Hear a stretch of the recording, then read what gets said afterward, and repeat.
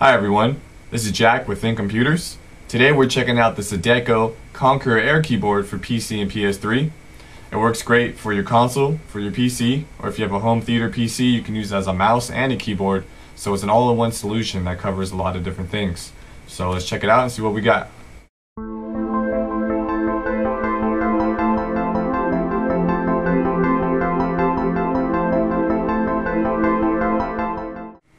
So taking a closer look, we can see the controller itself through the box, but the reflection makes it a bit difficult to see. PS3 and PC. On the back there's a few specs like 2.4 gigahertz, rechargeable battery. You get about 20 hours of use per charge, which is really good. It takes about 3 to 4 hours to charge. Range is about 10 meters. And let's go ahead and open it up, because that's about it for the outside of the box.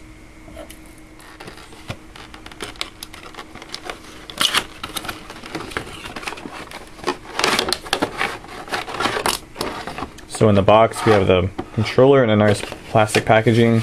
There's also probably a driver CD, user manual, and driver CD in there. So let's put that aside for now.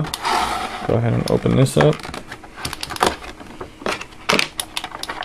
So on the top we have the Air keyboard, controller, hybrid machine, whatever you want to call it. The Conqueror, I guess, would be the proper thing to call it.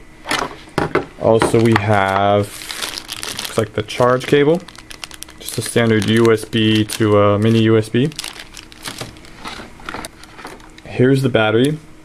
It's a lithium-ion battery. It's pretty small, it's not very big at all, and it's light too, so that's good to know. It won't add too much weight to the controller.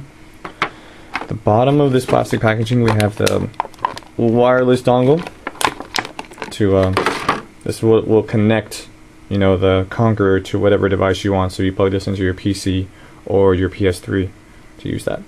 So let's check out the controller, the Conqueror Air keyboard. The keyboard itself is pretty nice. It has almost every single key that you would find on the standard keyboard. It has all the function keys. You have even a Windows key over here. Check that out. So you have a Windows key there. You have your shift. You have some programmable buttons down here. Your arrow keys. I mean, pretty much everything is on this keyboard that you would need.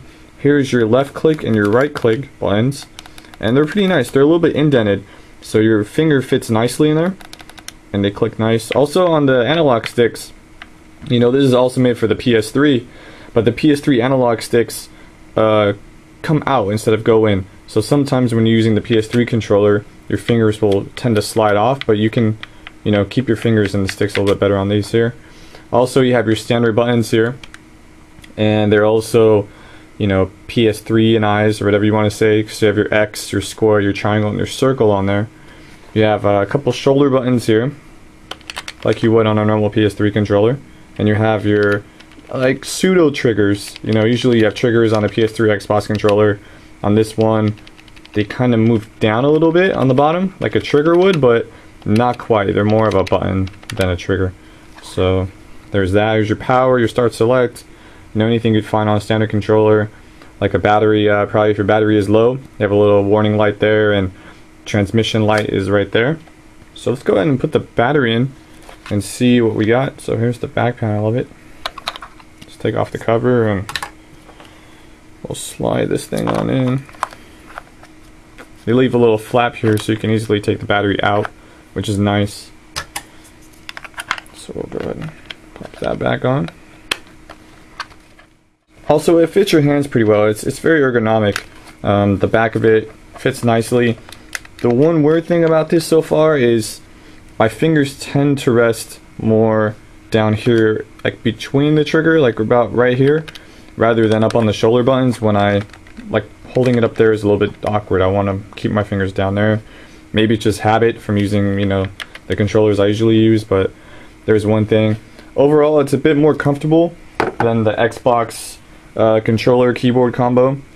I mean, this is nice. This isn't bad at all, but the Conqueror just seems to fit in your hand a little bit better. It's more made for it rather than in later edition. As far as keys go, the Conqueror keyboard has these are more rubber-like, and the one on the Xbox is a bit more plastic. So these are a little bit easier to press. They're also a little bit better positioned too. The Xbox One, I tend to hit the wrong keys a lot. So let's go ahead and turn it on. We see we get a blue LED that illuminates to let us know that it's on. Try to block the sunlight a little bit. There you go. Maybe that's a little better, easier to see. And on the bottom of this thing, we have the charge port. And there's this interesting area here that doesn't make too much sense. Let's go ahead and open it. You can see it's just basically a big hole that's there. Although what this is for, it's to add you can put the wireless dongle that comes with it. You can put it inside of there. It's like a little travel option. So if you're taking the Conqueror somewhere, it's easy just to slip the dongle in there. You won't lose it. You can shake it, it won't fall out. So it's a nice thing to have there. And then to take it out, you just open this thing and kind of pull it down a little bit. There we go. So it comes out. And that pretty much concludes the unboxing of the Conqueror Air keyboard. Make sure to check out thinkcomputers.org for the complete written review, and thanks for watching.